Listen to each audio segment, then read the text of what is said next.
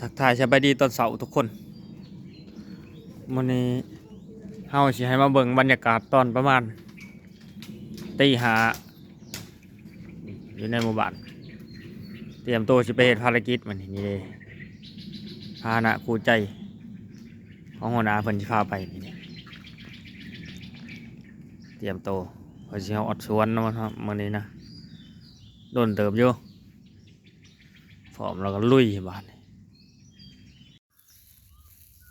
มาหอดสวนแล้วทุกคนนี่ดิเฮาสิให้เบิ่งบรรยากาศอยู่ในสวนนี่ดีคักอีหลีไหมฝนตกน้ำเมื่อคืนนี่ดิมีหมอกน้ำได้เลยนะสีขาวๆวันนี้เฮามีภารกิจก็คือมาใส่ปุ๋ยซอยพี่เพิ่นเนาะแล้วก็นี้เอาได้มา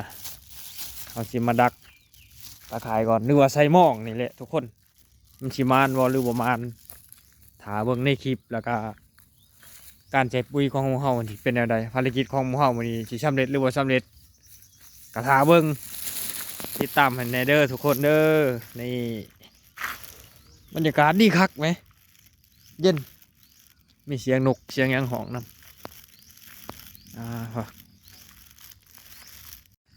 ลองเบิ่งทุกคนลองเบิ่ง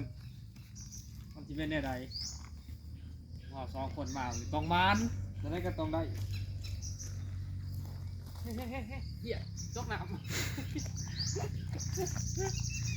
ตาย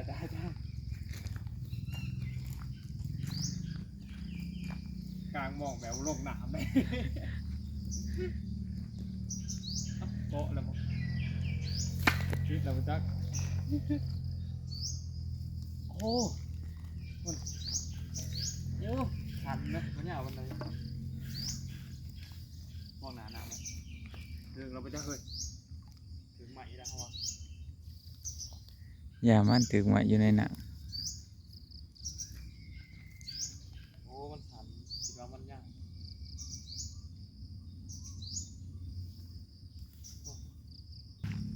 นี่อันที่สองเฮาเฮ็ดให้เบิ่งมื้อนี้ทุกคนถ้าเบิ่งเด้อนี่ทีมงานเฮาเฮ็ดเฮามื้อนี้เฮามาสองคนนี่แหละเฮาสิได้ซอยกันมื้อนี้สองคนเฮานี่ จักสิมานหรือบ่มานก็ท่าเบิ่งเอ้าบัดนี้ทุกคนเฮ็ดแล้วมาต่อมองนี้นี่เนี่ยมอนสิเฮ็ดแต่เบิ่งนี่ก็เสียนตะข่ายคือกันได้นี่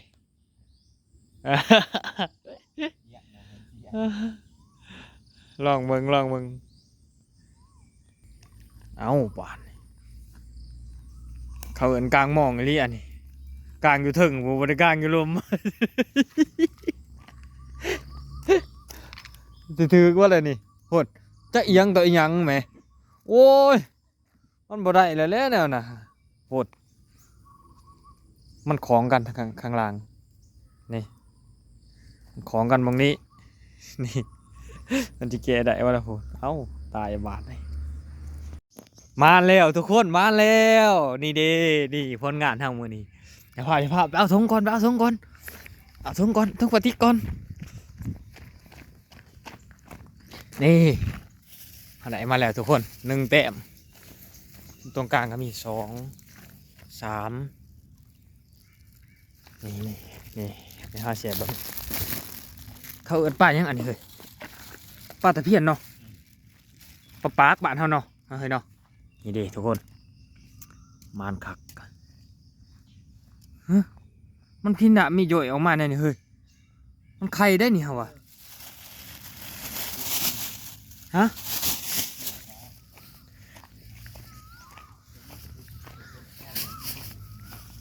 1 แต้มเอามาใหญ่ยังตีมานี่ดิมาเลยได้พวกเรา2 คนมาดิคนงานพวกเราทีมลงไปพอเข้าเลยทุกคนตะข่ายนี่แต้มที่ 2กับแต้มที่ 3ทุกคนนี่คนงานพวกเรามานี่แป๊บเดียวนะเห็ดหากินแบบง่ายๆได้นะทีมมองลงหนังมาได้กิน อันนี้หม้อข้างดำอันนี้นี่ได้แล้วทุกคนนี่นี่เลยใหญ่อยู่ได้เลยเห็นว่าก็ได้ว่าป่านี่นั่งบ่พ่อทุกคนนี่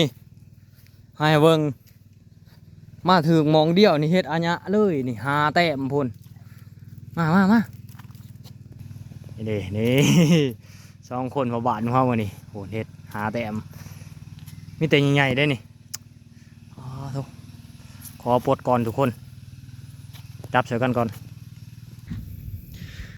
ปลดแล้วทุกคนนี่ให้เบิ่ง